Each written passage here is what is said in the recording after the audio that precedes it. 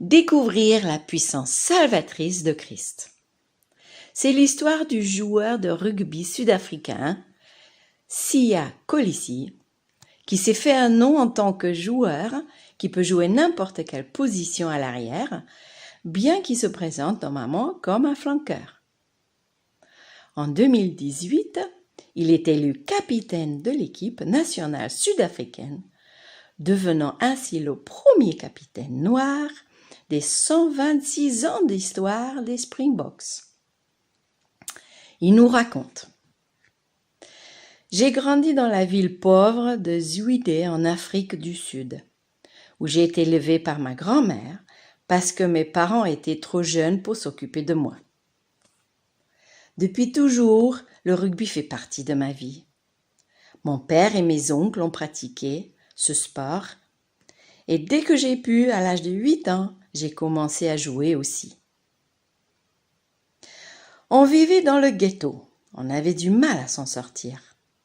Nous ne pouvions pas nous permettre de payer mon école et tous les frais annexes, mais je suis allée à l'école tous les jours parce que c'était là que je recevais mon seul repas de la journée. Dans la soirée, je retournais à notre maison de 2 chambres où nous étions 7. J'enlevais les coussins du canapé et je dormais par terre pour la nuit. J'ai toujours aimé le rugby et je me suis entraînée tous les jours. Le rugby semblait m'éloigner de la plupart des mauvaises choses qui se passaient autour de moi. J'ai perdu beaucoup d'amis parce que pendant que je me concentrais pour être le meilleur de mon sport, ils étaient en lutte contre les tentations de la vie dans le quartier. Je devais me préparer pour chaque opportunité éventuelle, même si je ne savais pas ce que cela pouvait être. Quand j'avais 12 ans, je suis allée sur le terrain pour jouer avec l'équipe de mon école notre premier match de la saison. Nous jouions contre une école voisine qui avait un grand entraîneur. Nous avons été battus de 50 points. Après le match, l'entraîneur adverse m'a approché et m'a dit qu'il pensait que j'avais du talent. Il m'a invité à jouer pour son école.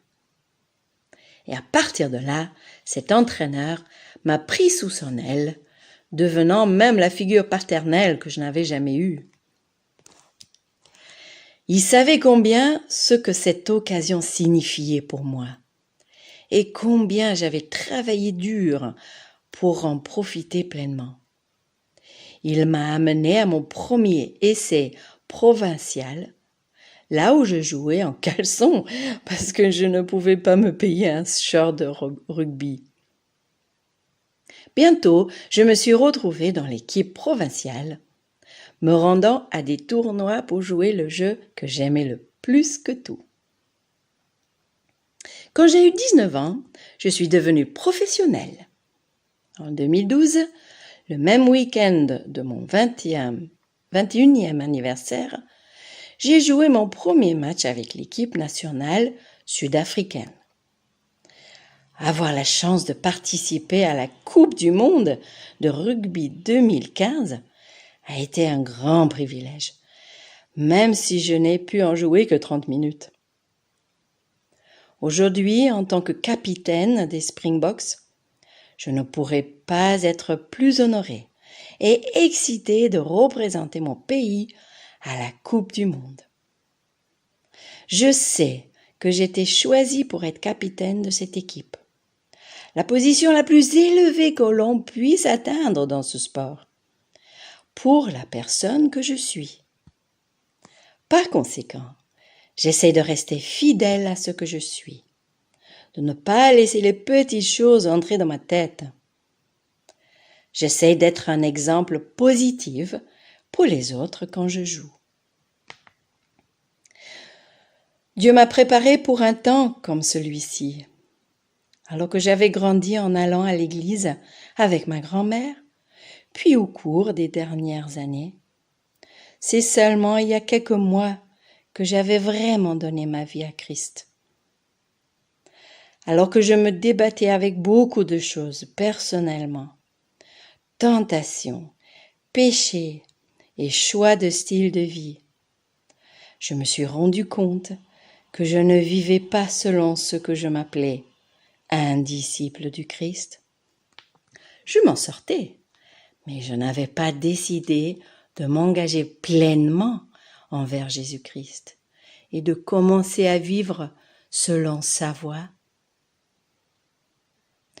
Jusqu'à ce que quelque chose avec lequel je me débattais dans ma vie personnelle soit exposé au public. Jusqu'à ce point, tout ce contre quoi je me battais était caché, mais quand mon péché a été révélé, je savais que je devais changer de vie, ou tout perdre. J'ai donc décidé de perdre ma vie et de la trouver en Christ. En marchant à côté d'un mentor spirituel, j'ai pu découvrir la vérité et la puissance salvatrice du Christ d'une manière entièrement nouvelle. Cette nouvelle vie m'a donné une paix dans mon cœur que je n'avais jamais expérimentée auparavant. Maintenant que j'ai tout donné à Dieu, rien d'autre ne m'affecte. Je vis et je joue maintenant avec la liberté de savoir que son plan arrivera toujours. Et à la fin de la journée, c'est tout ce qui m'importe. Je n'ai pas à tout comprendre dans ma vie. Il y a tant de choses que je ne comprends pas. Mais je sais que Dieu contrôle tout. Mon travail est de faire de mon mieux et de laisser le reste entre ses mains. Alors que je luttais vraiment au milieu de mon péché, j'ai lu un verset du livre d'Ésaïe dans la Bible qui m'a vraiment marqué. Ésaïe, chapitre 43, versets 2 et 3, qui dit « Si tu traverses l'eau, je serai moi-même avec toi. Si tu traverses les fleuves, ils ne te submergeront pas. Si tu marches dans le feu, tu ne te brûleras pas, et la flamme ne te fera pas de mal. En effet, je suis l'Éternel ton Dieu, le Saint d'Israël ton Sauveur. » Je le lis encore et encore pendant des jours. Voilà. Si à travers l'histoire, Dieu se révèle à d'innombrables personnes qui tournent le dos au monde, il peut faire de même pour moi.